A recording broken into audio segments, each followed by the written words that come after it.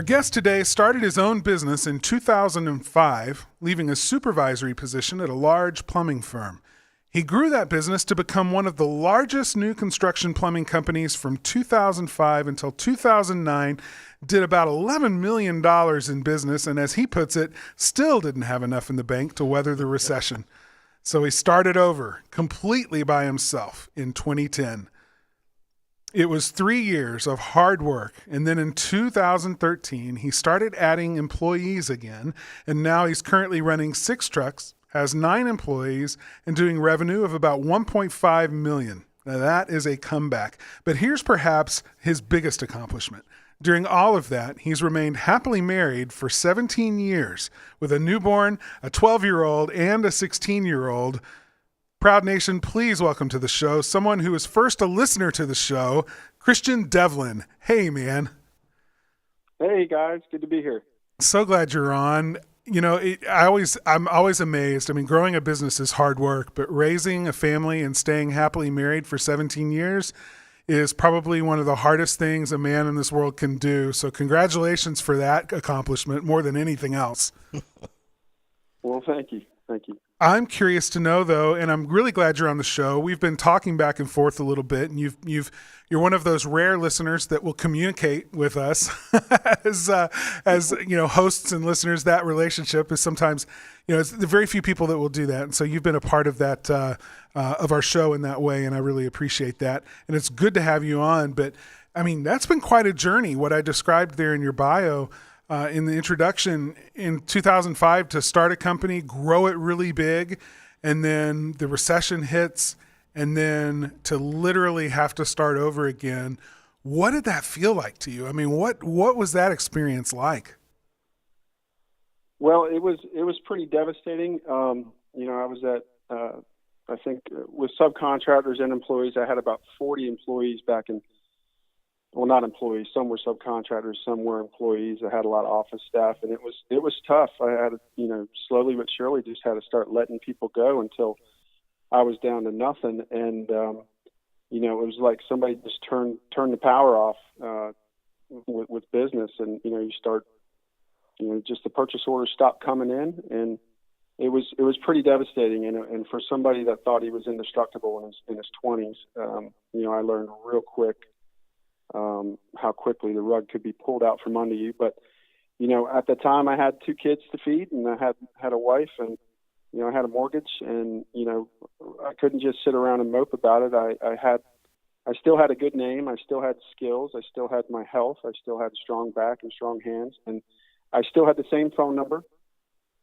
So, you know, they say, if you're praying for rain, you should bring an umbrella, and if you're praying for work, you need to put your boots on in the morning and get out there and just take what comes your way, and don't be a snob about it, and it'll eventually lead to more work, and that's what I did. So tell me, Christian, what did you do different, if anything, the second time? I mean, are there things that you learned the first time that you went, oh, I'm not going to do that again the second time around? Yeah, I did. What happened was, you know, I started the business in 2005, and man, the moment people found out that I had started a plumbing business, my phone was ringing off the hook, because there's always a shortage of plumbers when there's a booming economy. We're a hard trade to get a hold of, and people are typically unhappy with the plumber in construction because they're a key trade, and they hold up so many other trades. It's not like the flooring guy. The flooring guy is not finished, you know. They could still paint the house. They could still do a lot of other things. But the plumber, you know, with slab construction and the way houses are built here, if he's not on schedule, he holds up just so many other trades. So everybody's always unhappy with their plumber. So when I started, I had as much work as I could get my hands on, and I grew too fast. So I was adding trucks all the time. I had great credit.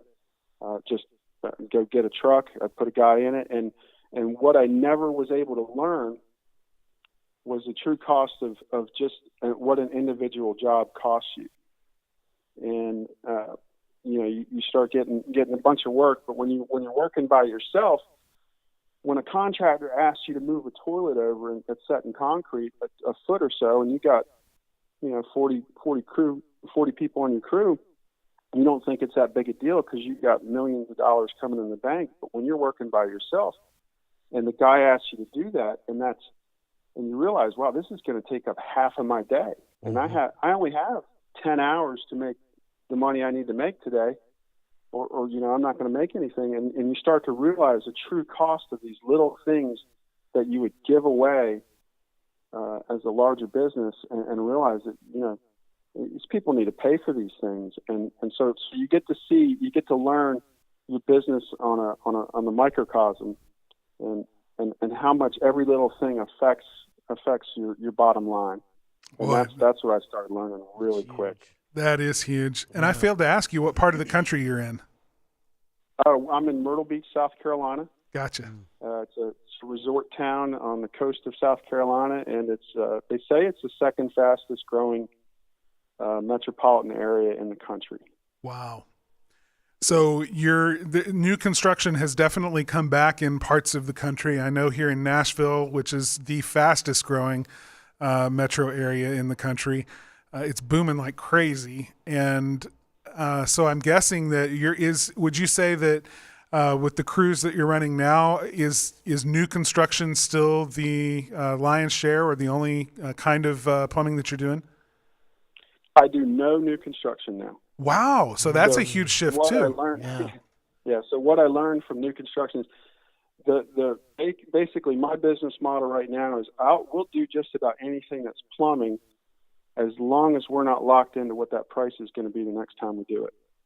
So we're not, we'll do remodels, we'll do all kinds of different things, but we're not going to do, somebody tells us they have 100 houses and you got to do each house for, $5,000. We're not interested. We're just not going to do it. That's how I learned. That's another lesson I learned through all that. We were doing, 800-900 homes a year, and I'll never go back to that. So we're pretty much, I'd say 85% residential service and repair, and about 15% remodel, old work. Yeah, that's we don't do any new construction. That's really interesting, because we've got a client that when we first took him on, all he wanted was commercial, because he had the same experience in construction that you just laid out. And so that's a real it seems like that's a big learning lesson in the plumbing industry. Yeah, and the thing about new construction too is you're competing with guys that may have started their business last week, and I was one of those guys. And it's easy. There's a low barrier to entry for it, and you don't have to market to get a ton of work. Right. Mm-hmm. So you're competing with guys that really took the easy way out in terms of building a business. It's a different model for sure. You're relationship driven. I mean, it's very much the good old boy network. I mean, your bread and butter is the relationship you have with the GC. And that's where your jobs come from. That's where, it's the builders and the contract, the GCs that control your livelihood. And if they like you, that's great. But man, you mess up one job and it's the wrong job, and suddenly your business can tank. And even in a market that's doing well, simply because that one guy doesn't like you. And it's not that way at all on the residential repair and the service side, because each opportunity is directly with a consumer. The marketing is a little more established. It may be a little more expensive, but you're right. It's not a shortcut business. It's it's the long hard slog, but at the same time, it's a much more stable model. Is that what you're finding? Oh yeah, I could fire a customer today and it's not going to hurt at all. Back in 2007, I might have had 20 customers. Now I have probably 5,000. And if we decide we don't want to work for somebody, it might hurt that day, but in the long run, we're going to be fine. And it's much better to be diversified and not have all your eggs in one basket. So give us a sense of what you did to kind of turn that ship. In other words, you were working for the GCs and contractors in new construction. How did you go about refocusing and turning that to a more consumer-based business?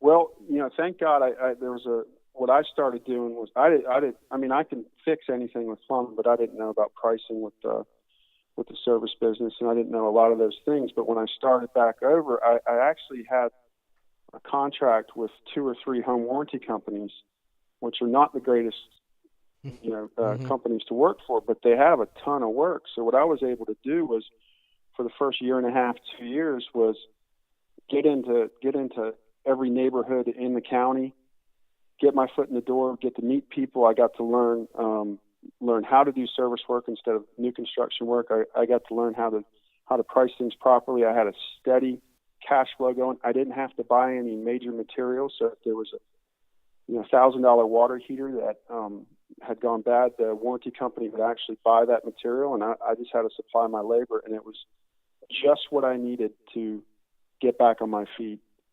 And it kept me working. Like I said, I had a family to feed. We currently don't work for any home warranty companies. We found it not to be as profitable once I started adding employees, but it was perfect. And I put stickers on everything. We put a sticker on the water heater, garbage disposal, the electrical panel. We give out business cards, whatever it took. I was out there guerrilla marketing, and it's really paid off. And it's very much like throwing some seeds into the yard and having a big beanstalk a couple of years later to pick from. And it was definitely a good thing. And I'm glad you said that about guerrilla marketing. I think that is one place, and I talk to guys all the time that aren't ready for the big website and all the, online stuff. And I'm like, guys, there's so much you can do. Just get your name out there. If you got to put door knockers on, put door knockers on, but leaving stickers behind, cards, networking. I mean, guys who are listening out there, just because you're small doesn't mean that you can't compete in this market. So, take heed here. So I'm going to let you go on. I just wanted to throw that in, Christian. Yeah. So that worked for a while, and eventually I listened. I'm an avid consumer of podcasts, and that's why I love y'all's show, and I listen to a bunch of other ones. But I listened to a man in California. His name was Kelly Russell. He gave a podcast interview with somebody, and he said, anybody wants any advice, give him a call. So of course I was going to call him. I'm not shy about things like that, and I believe that people older and with more experience than me are full of wisdom, and I think they're a treasure. And I called him up and I asked him for advice, and he pretty much he shot me straight. He told me I looked like a slob. He saw my picture on my website. He told me I needed to get my van lettered. He told me I needed to raise my prices. He told me I need, just all kinds of stuff. But I wasn't, my feelings weren't hurt. I was glad to hear it. I didn't know. You don't know what you don't know. And he told me all these things, and I made the changes. And I started hiring employees after that because I started to have the money for it. And worked real hard at getting online reviews. That's been a big. Yep. That's where we've managed to compete with all the big boys in this area in getting those online reviews. That's awesome. Well, I'm just curious how you get them. All right, here's the secret to getting them. This didn't originate with me. We use a service called Review Buzz, and what Review Buzz does, this is a secret to getting good reviews. What Review Buzz does is it allows your customer to review your technician. And it takes the hassle out of the review process. If they don't like Gmail and they don't want to leave a Google review, there's the Better Business Bureau, or there's Super Pages, or there's Yelp. Whatever they want to leave it on, they do it. So one, you've got to take the hassle out of it somehow. I mean, Google's great, but not everybody has a Gmail account. Two, they don't want to leave your company a review. They want to leave your technician a review. So they might view you as some big corporation, but they don't view Preston, he just got married. He's got a kid on the way. He just, he spent 3 hours in my attic and it's 110 degrees outside. I'm going to review Preston. So what we do is we took Review Buzz's advice. We made each of our guys business cards, and on the back of it, it shows a login for them to go to Review Buzz and how to review them. And it's a step-by-step process, very easy, no hassle to it. And that's been the secret. And then we gamify it. We have competitions with the reviews.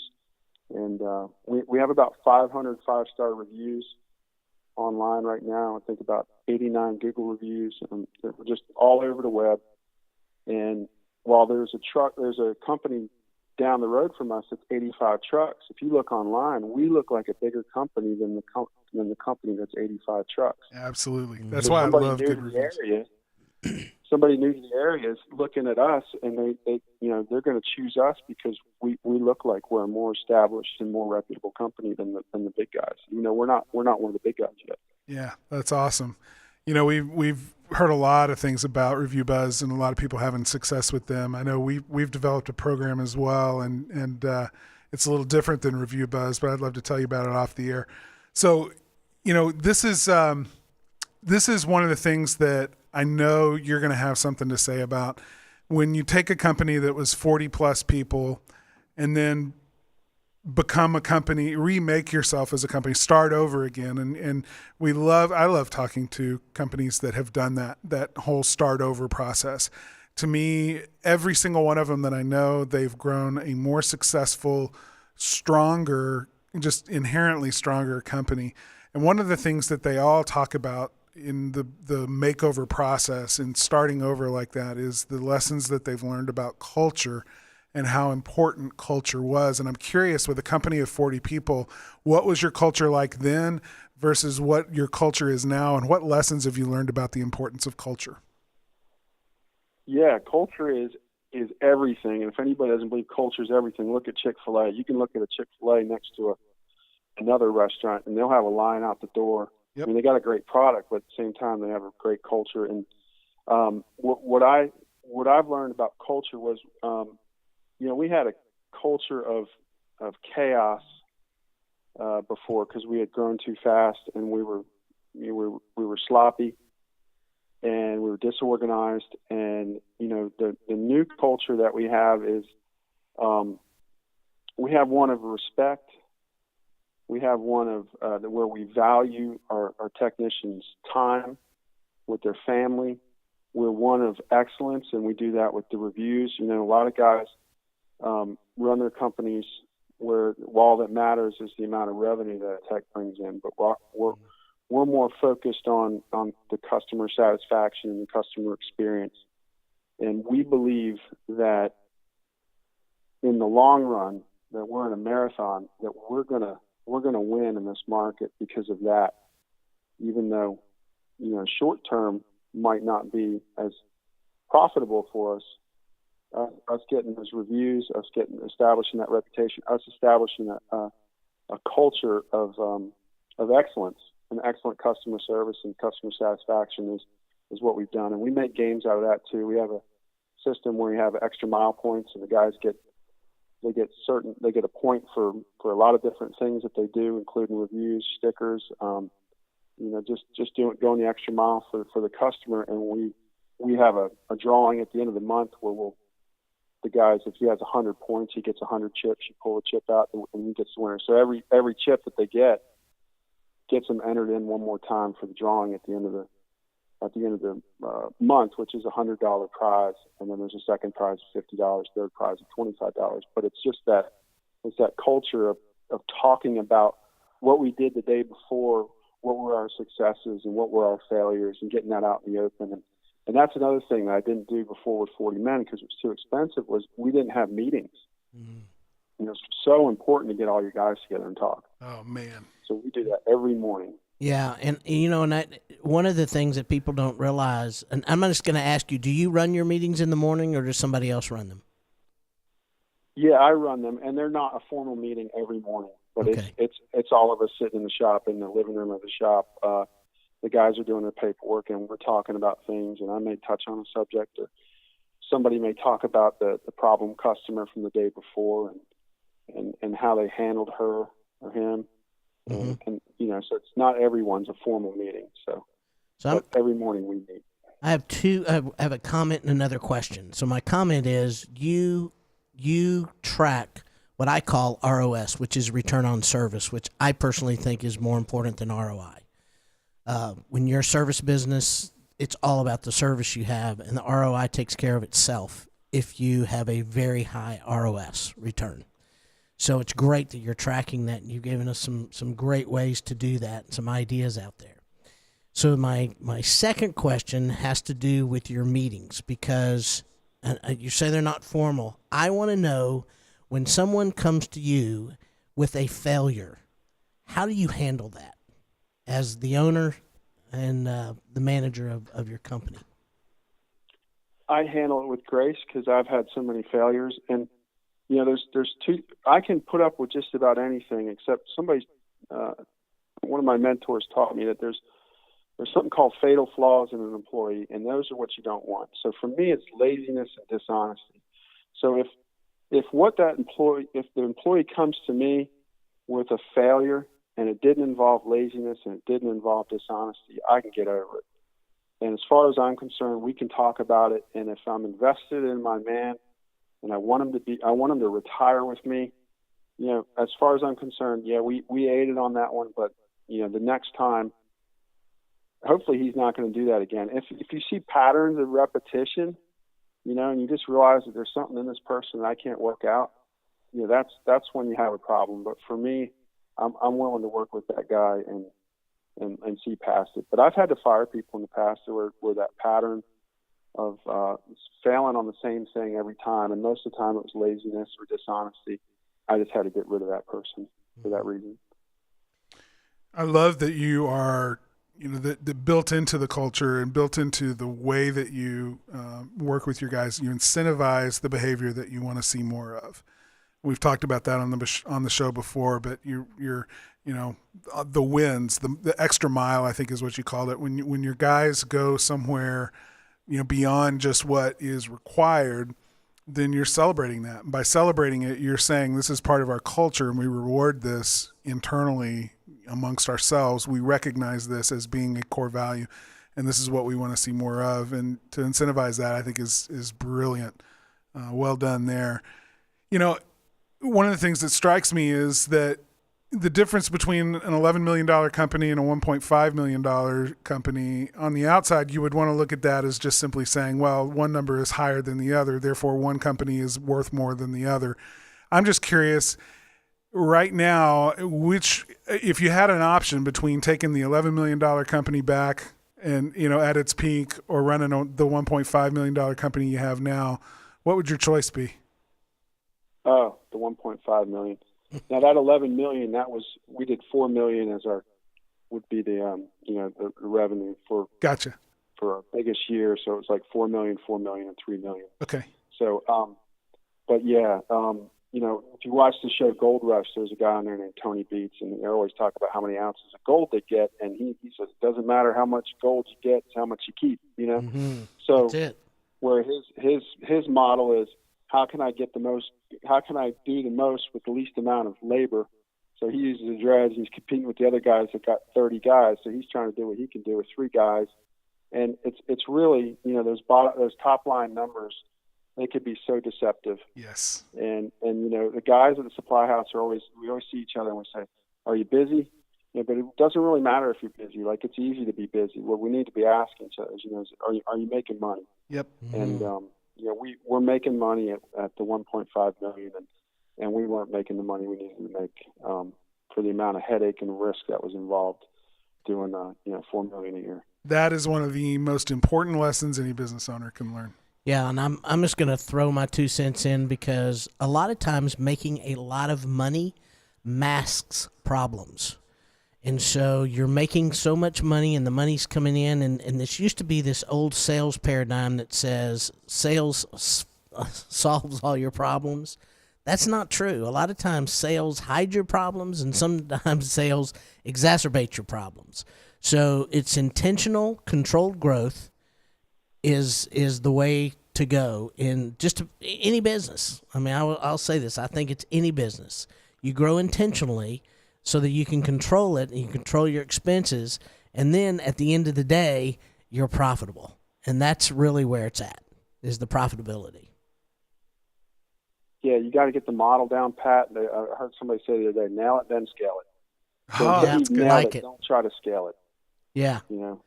If you figured out how to do it with one truck and you can repeat that model, by all means, scale it. But if that one truck is struggling, don't try to scale it. Foolish. That's really good. Yes. I'm stealing that one. That's good. That's not original with me, but it stayed with me when I heard it. That was great. I thought it was great. Yeah, it was. Christian Devlin, I really appreciate you being on, not only just being a listener in the show, but now being a guest on our show as well. I know people are going to want to connect with you out there. Are you open to having people, call you up or email you? Yeah. They can email me at devlinplumbing@hotmail.com. You can connect with me on Facebook. You can either like our page if you're going to connect with me. So we're at Devlin Plumbing Service. And, you can connect with me on Facebook, which is Christian Devlin. And I'm in Myrtle Beach, South Carolina. Excellent. And we always like to ask, as you know, we like to ask our guests for a quote that has meant something to them in their own business journey. So I'm wondering, Christian, what your quote would be, and maybe you can tell us what it means to you. Yeah, it's but for the grace of God go I, and Charles Spurgeon coined that. Some people were pointing out the town drunk to him, and he, where they thought he was going to start ripping on the town drunk with him, he said, well, but for the grace of God go I. And it's, I was listening to Warren Buffett the other day, and even he admitted that if he had been born in Afghanistan, he would not be where he is today. So, realizing that every opportunity that you have, the parents you have, the skills you have, the fact that you were born with 2 working hands and 2 working legs, or even the mental capacity to do what you do is all by God's grace. And if you can get your head around that, and you're going to be okay, because you're never going to look down on anybody, and you're not going to judge people. And it's just a good place to be, and it keeps you humble, and it's very important. And I was humbled in 2009, and I hope I stay humble. That is That's great. awesome. Christian Devlin, thanks for being on. You bet. Thanks for having me, guys.